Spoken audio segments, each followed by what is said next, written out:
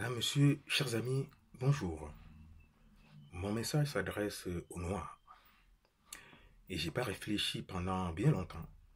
Au lieu de leur servir un livre dont le manuscrit fait à peu près 600 pages et qu'ils ne liront presque jamais lorsqu'il paraîtra, j'ai choisi la vidéo comme mode de diffusion. Fort heureusement, et nous sommes dans l'ère du temps, presque tout le monde possède un smartphone. Et pour le moment, c'est par là que ça marchera, notamment avec Internet et ses réseaux sociaux caractérisés par ses effets dominos.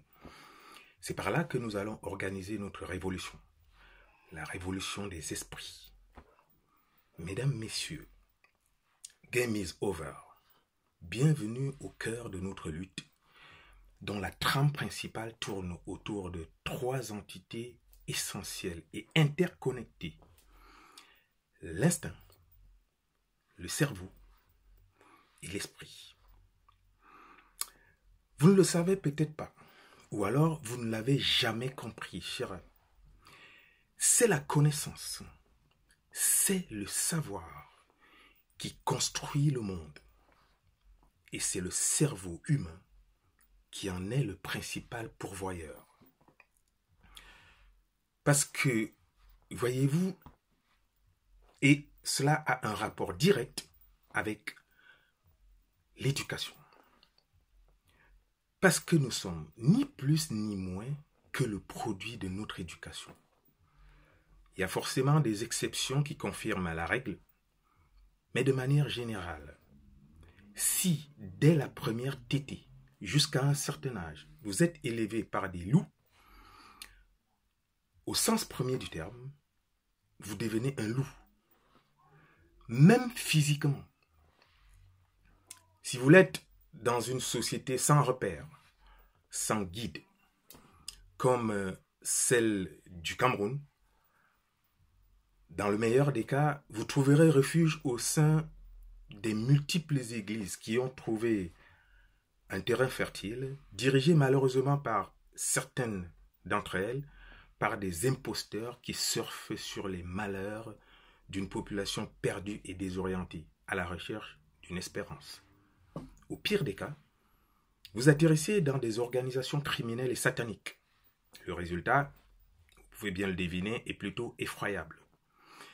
Si c'est une société dans laquelle le principal ascenseur social érigé en norme s'appelle prédation, comme le Cameroun, encore une fois, vous devenez un prédateur, sans aucun scrupule. C'est pour cela que nos amis ont souvent été très heureux de se rendre compte que nous n'avons pas compris ce côté-là. On ne s'intéresse pas à cette histoire de cerveau. Parce que, au contact douloureux avec les autres, les Noirs ont reçu un savoir au rabais, particulièrement dans les zones où la ségrégation raciale était institutionnalisée, en Afrique australe et aux États-Unis principalement. Ailleurs, les pays dominateurs inculquaient aux hommes et femmes un savoir tout juste nécessaire pour mieux servir leurs intérêts. Depuis l'avènement de leur pseudo-indépendance, les pays africains n'ont toujours pas compris que l'éducation est le moteur de la croissance, le moteur de la connaissance, qui elle-même est la clé de voûte de la maîtrise de nos destins. En fait, ils font pire. Ils assassinent l'école. Sans vouloir rentrer dans les détails des grands systèmes éducatifs, j'observe quand même chez nous 2 choses. Premièrement, au niveau du contenu. Je note que notre histoire n'est pas enseignée à nos enfants. Et quand bien même elle l'est, c'est insuffisant et parfois tronqué parce que écrite par les autres. C'est l'occasion pour moi d'inviter nos historiens, nos égyptologues, nos scientifiques à réécrire notre vraie histoire. Il y en a qui commencent à le faire. Il faut continuer, susciter des vocations, afin que cette histoire soit bien enseignée à nos enfants et même aux adultes. Nous en avons besoin. C'est un besoin vital pour la reconstruction de nos mémoires et de nos consciences qui ont été déstructurées par la violence et le mensonge.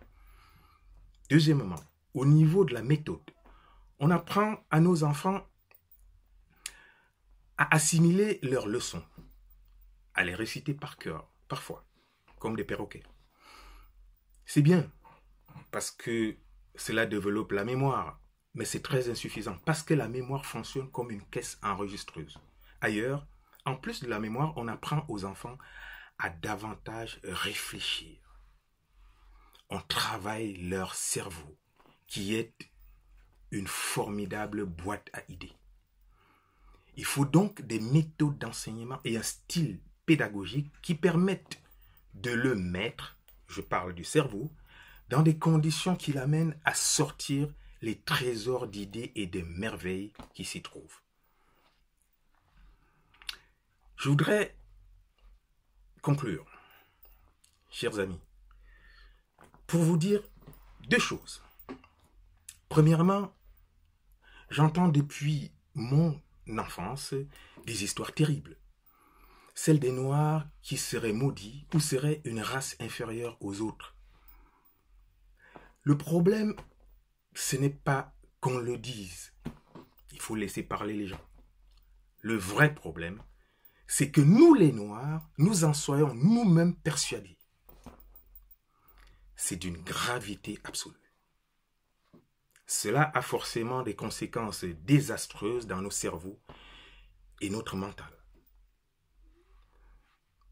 Ça me permet d'enchaîner avec la deuxième chose, pour dire que Dieu nous aime. Dieu nous aime beaucoup plus qu'on ne le pense. Sinon, on aurait déjà été rayé de la carte du monde par les autres. Dieu nous aime même beaucoup plus qu'on ne le croit. Nous sommes physiquement forts, d'une résistance à nul autre pareil. Nos femmes sont belles comme des déesses. Nous sommes beaux comme des dieux. À commencer par notre teint noir, inaltérable, quel que soit le climat. Même si certains en font ce qu'ils veulent. Ça les regarde. Nous sommes originaires du continent le plus riche au monde. Pas l'un des plus riches, le plus riche au monde. Dieu nous a tout donné. Et peut-être même un peu plus que les autres. Il y a juste une chose que nous avons et dont nous tardons encore à nous en servir comme les autres. Le cerveau. Le cerveau. Il faut le faire travailler. Ça fait des miracles. C'est lui qui construit le monde. Nous sommes arrivés à un point où même le bon Dieu reste songeur. Notamment quand il voit ces créatures, certainement ses plus belles créatures, ne rien faire du tout, ou faire n'importe quoi du potentiel dont elles ont été dotées, ou des immenses richesses dont elles ont été gratifiées. Il doit certainement s'interroger sur ce qui coince encore chez nous. Bonsoir. Bonsoir à tous.